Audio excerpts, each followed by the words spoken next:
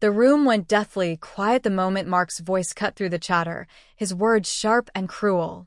"Let's all thank Evelyn, the family ATM who keeps us afloat." A wave of forced laughter rippled across the polished faces, but I felt every eye on me like a spotlight burning through my skin. 3 years of secret checks, $2, $500 each month, vanished from my savings to cover their mortgage and emergencies, all so they could live a life I barely recognized anymore. I forced a smile, but inside I was breaking. How did I become the punchline of their success story? The woman who once nurtured this family was now reduced to a financial footnote, a source of cash and nothing more. And as the laughter faded into uncomfortable murmurs, I wondered, how much longer could I keep pretending? How long before I stopped being their safety net, and what would happen if I finally did? For years, I lived in quiet sacrifice, writing check after check from my retirement fund, believing it was temporary, a bridge to help my daughter Linda and son-in-law Mark get on their feet. I told myself it was love, family loyalty, and the right thing to do. But beneath the surface, I sensed the cracks growing wider. Mark's charm masked a sharper edge, and Linda's smiles often hid stress I couldn't fix. Their home, once modest, was now filled with luxury items, vacations, and dreams I was funding alone. I kept their secrets, their financial struggles, and their pride intact. But at that party, the truth came crashing down with the sting of humiliation. My generosity was weaponized, my kindness mocked. What happens when the people you give everything to see you as nothing but a bank account? When respect is replaced with resentment and love with entitlement? This is more than just my story. It's the story of countless seniors who find themselves trapped between love and self-preservation. As I stood there, alone amidst the applause, I realized I was at a crossroads. Could I find the strength to reclaim my life and my dignity, even if it meant walking away from the family I once knew? Join me as I share the journey that changed everything, the moment I decided to close the family bank and open a new chapter on my own terms. After that night on the rooftop, when Mark's cruel words still echoed in my mind, I woke up feeling lighter, but also terrified. For the first time in years, I had canceled their mortgage check. The silence that followed was deafening. No calls, no texts, no frantic pleas. Just an empty space where obligation used to live. Yet inside me, a storm was brewing. I wondered if I had done the right thing, or if I had just opened a door I couldn't close. What would happen when Linda and Mark realized I was no longer their safety net? Would they understand, or would they turn their backs on me? I had spent countless nights rehearsing conversations, trying to justify my decision. My late husband's life insurance was meant to secure my future, not bankroll their lavish lifestyle. But love had a way of blurring lines, making sacrifices feel like duty and silence feel like loyalty. The truth was, I had become invisible, a shadow of the woman I once was, known only as the source of money and favors. I'd hidden the truth from friends, ashamed and hopeful that someday they'd stand on their own 2 feet. Yet that day on the rooftop shattered my illusions, forcing me to confront what had been clear all along. They saw me as a bank, not as family. The days that followed were a mix of relief and heartache. My son David reached out, his voice tinged with concern and sorrow. He was the one who saw beneath the surface, who reminded me that love shouldn't come with conditions or silent suffering. "Mom," he said gently, "they don't deserve you like this." His words were balm and challenge all at once. But even with his support, I knew the hardest battle was inside me. The fear of loneliness, the ache of fractured bonds, the uncertainty of what lay ahead. When Linda finally called, her voice was sharp, laced with frustration and disbelief. "How could you do this without telling us? You're punishing us," she accused. But I wasn't punishing anyone. I was saving myself. I reminded her gently but firmly that adulthood comes with responsibility and that my retirement wasn't a bottomless well. I told her the truth, how every check had chipped away at my security, how Mark's jokes had cut deeper than any words before. The silence on the other end was telling. That conversation marked a turning point. I realized that reclaiming my dignity meant more than cutting off money. It meant setting boundaries, seeking help, and finding new purpose. I met with Lisa, my financial advisor, who helped me see the full picture. Over $130,000 given in secret, slowly eroding my future. She recommended legal steps to protect my assets, actions I had never imagined taking, but now embraced with quiet determination. This journey isn't easy, and I won't pretend it's without pain. But with every step away from dependence and towards self-respect, I feel a piece of myself returning, the woman who once dreamed, who once thrived, who refuses to be invisible any longer. What comes next is uncertain, but one thing is clear. I am no longer just the family's ATM. I am Evelyn, and I am finally reclaiming my life. Stay with me, because this story isn't over yet. Just when I thought the hardest part was behind me, a knock at the door shattered the fragile peace I had begun to build. It was Linda, her arms crossed, eyes flashing with a mix of anger and desperation. She stepped inside without waiting for an invitation, her presence filling the room with tension. "We need to talk," she demanded, her voice sharp yet trembling. I braced myself. After all, this was the moment I had feared, the confrontation that could either heal or break what was left of our family. But I was no longer the same woman who quietly wrote those checks and swallowed her pain. I met her gaze steadily and said, "Then talk." As Linda paced the living room, she threw out accusations and pleas, a whirlwind of frustration and fear. "You think we've been using you?" she said, voice rising. "Yes, I do," he replied calmly. "Because love doesn't come with a price tag." I pulled out the stack of documents I'd kept hidden, 3 years of payments, emergency loans, and silent sacrifices totaling over $130,000. The numbers hung heavy in the air between us. Linda's face paled, but her defiance didn't waver. "We were going through hard times. You offered to help." "Did I?" I asked quietly. "Or did you ask?" She faltered, caught off guard by the question she never really considered. I told her about the nights I lay awake worrying about my own future while silently funding their vacations and new furniture. I shared the sting of Mark's cruel joke, the humiliating spotlight that revealed how little respect they truly had. "I'm not your bank," I said firmly. "I'm your mother, and I deserve dignity." The room grew still. For the first time, Linda saw the woman behind the checks, the woman who had loved fiercely but was no longer willing to be taken for granted. Our conversation was raw and painful, but it was real.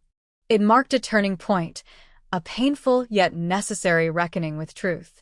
That day, I realized reclaiming my life wasn't just about money. It was about respect, boundaries, and self-worth. It was about choosing myself when others chose convenience.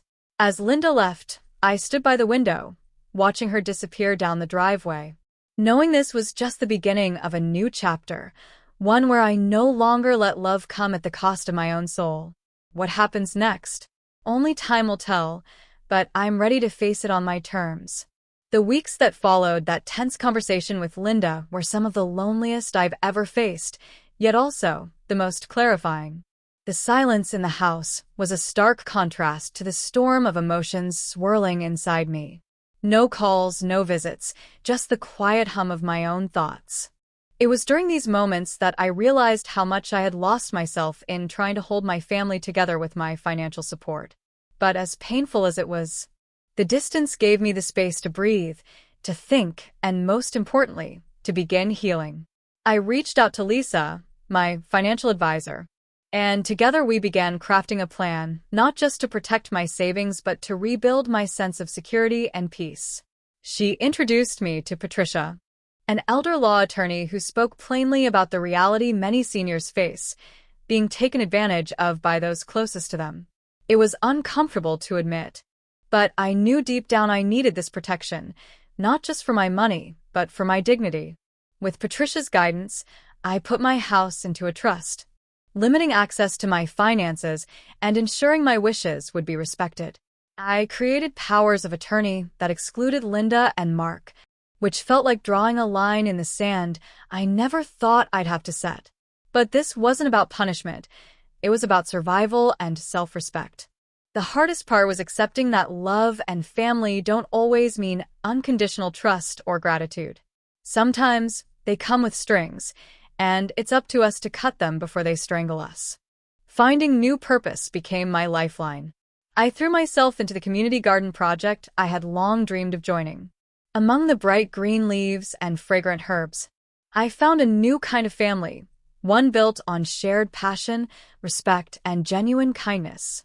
There I met Henry, a kind-hearted retired botanist whose quiet strength and gentle humor reminded me that connection and joy could still bloom, even after years of heartache.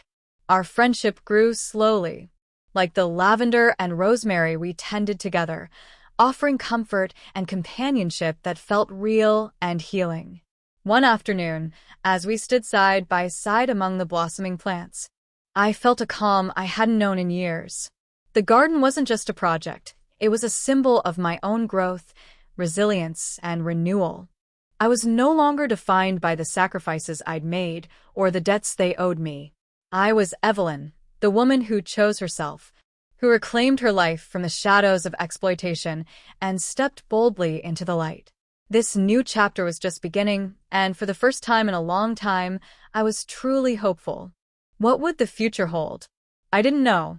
But whatever it was, I was ready to face it, with dignity, strength, and a heart open to new possibilities.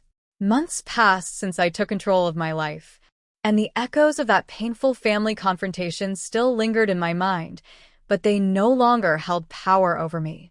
I found myself standing in the vibrant community garden one crisp morning, sunlight filtering through the leaves, the scent of rosemary and lavender filling the air.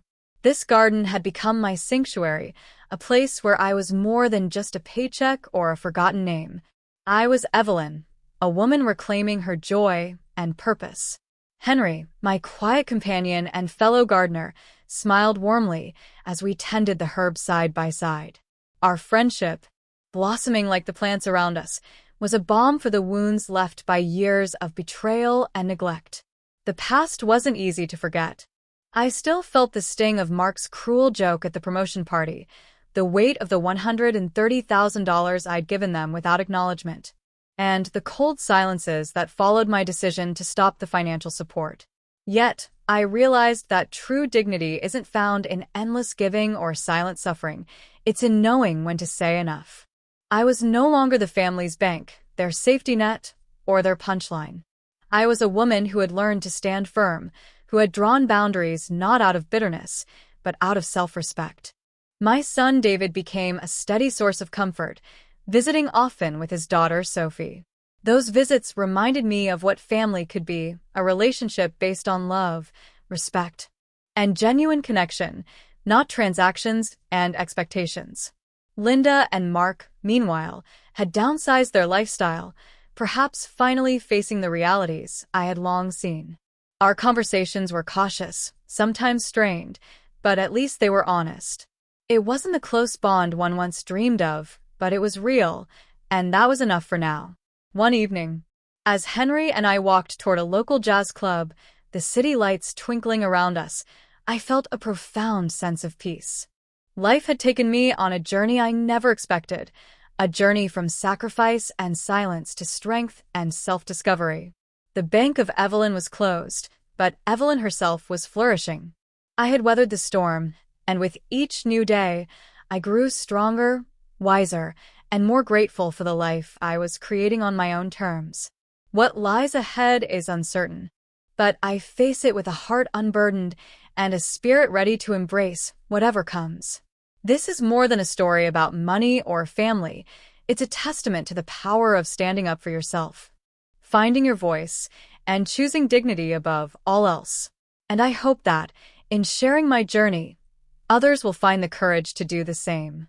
Just when I thought I had finally found my footing, life threw me another curveball, an unexpected call from Linda that shook the fragile calm I'd built. Her voice was softer this time, less defensive, almost tentative. "Mom, can we start over?" Maybe have dinner this weekend? Just the three of us.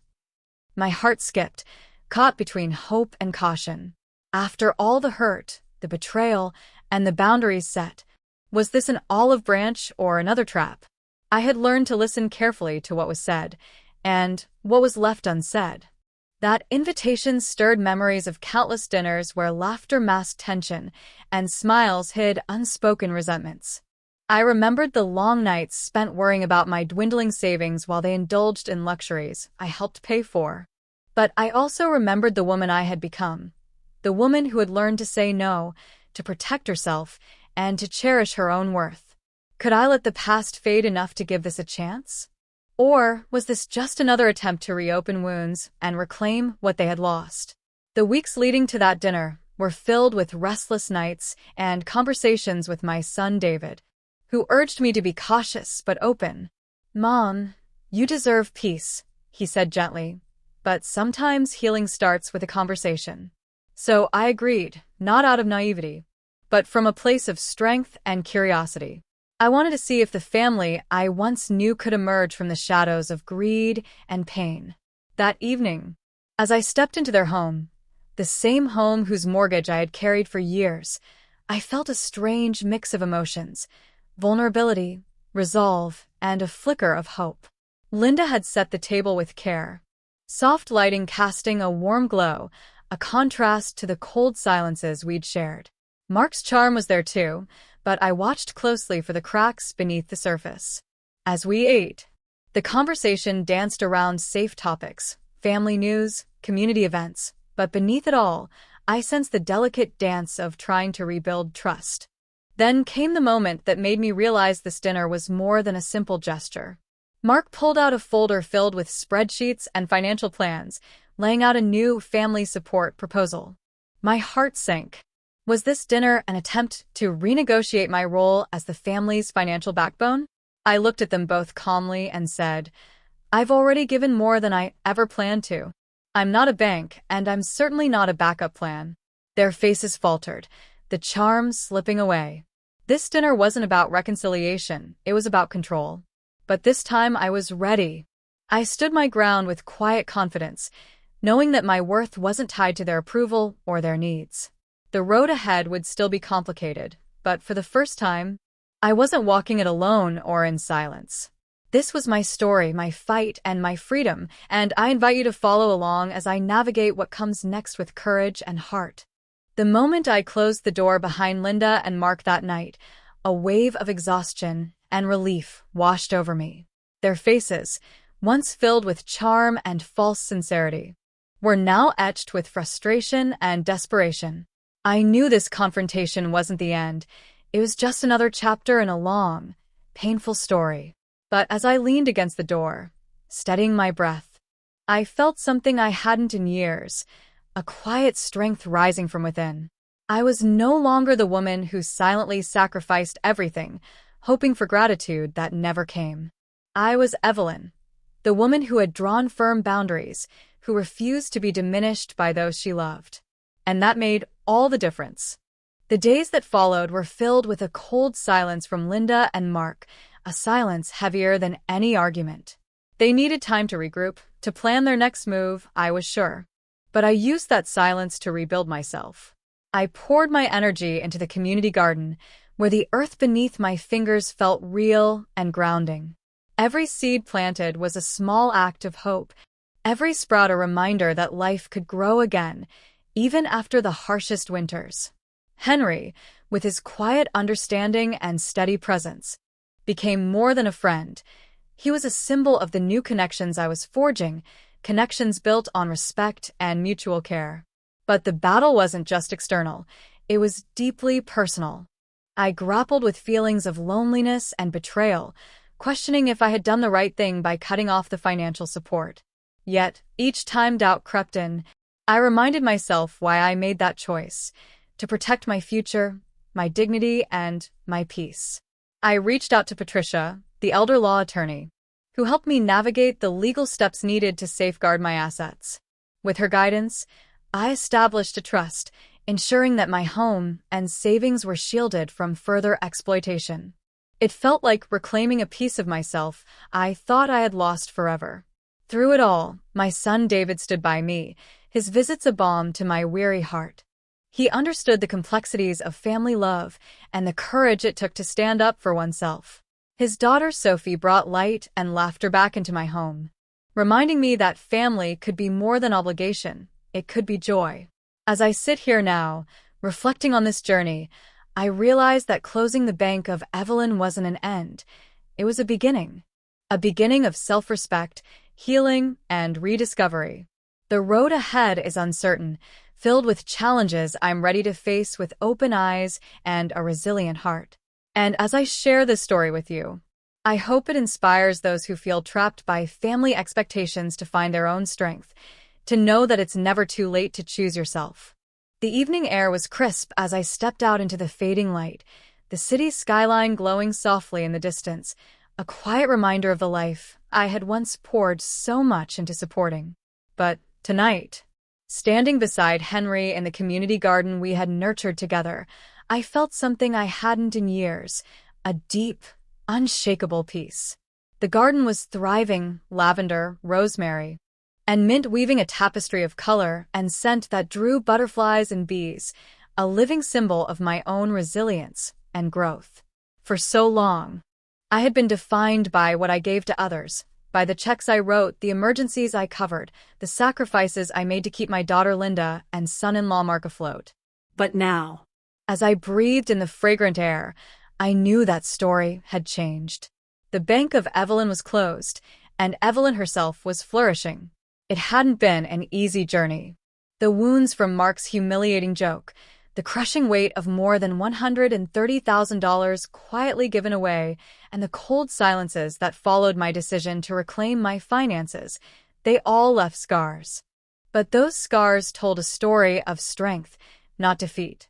I had learned that true dignity doesn't come from endless giving or silent suffering. It comes from knowing when to say no, when to protect your heart as fiercely as your wallet. And that lesson had brought me back to life. David, my son, had become my anchor through the storm.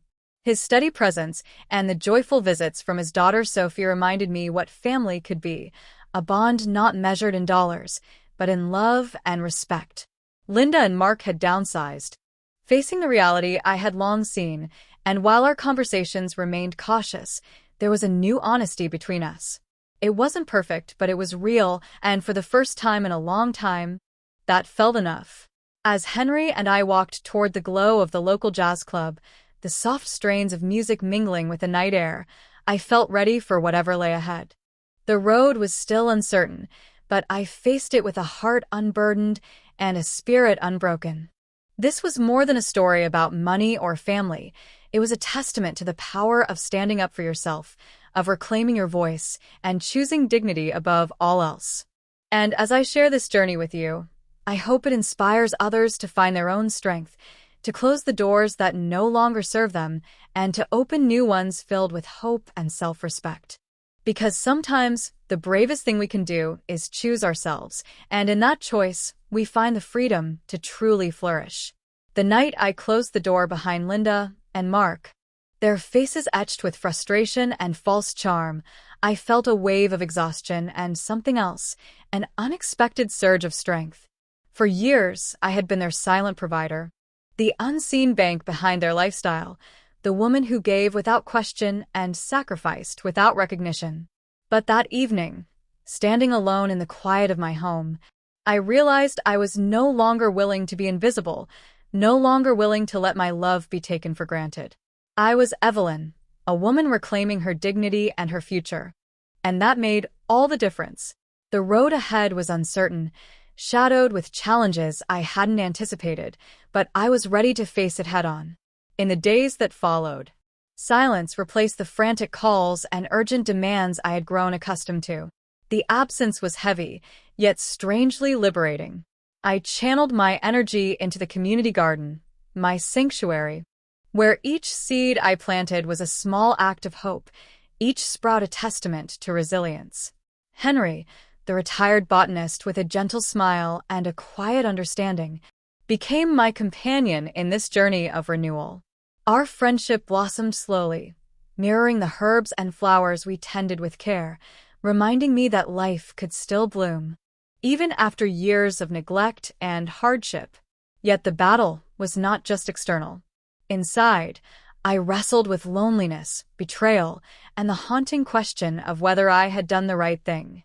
Each time doubt crept in, I reminded myself why I had drawn the line: to protect my savings, my health, and my peace of mind. With Patricia, the elder law attorney, I took steps to safeguard what was mine, establishing a trust and limiting access to my assets. These actions weren't about punishment, they were about survival, about ensuring that I could live out my days with security and respect. Through it all, my son David stood by me, his visits a balm for my weary heart. His daughter Sophie brought laughter and light, a reminder that family could be redefined, built not on obligation, but on love and mutual respect. Linda and Mark, faced with their own realities, had downsized and softened their tone. Our conversations remained cautious, sometimes strained, but they were honest, and that honesty was a fragile but necessary step toward healing. As I reflect on this journey, I see now that closing the bank of Evelyn was not an end, but a new beginning. A beginning filled with self-respect, resilience, and hope. The future remains unknown, but I face it with a heart unburdened and a spirit ready to embrace whatever comes. And as I share my story, I hope it encourages others to find their own strength, to recognize when love becomes sacrifice, and to choose themselves with courage and grace. Because sometimes, the bravest and most loving act is to protect your own soul.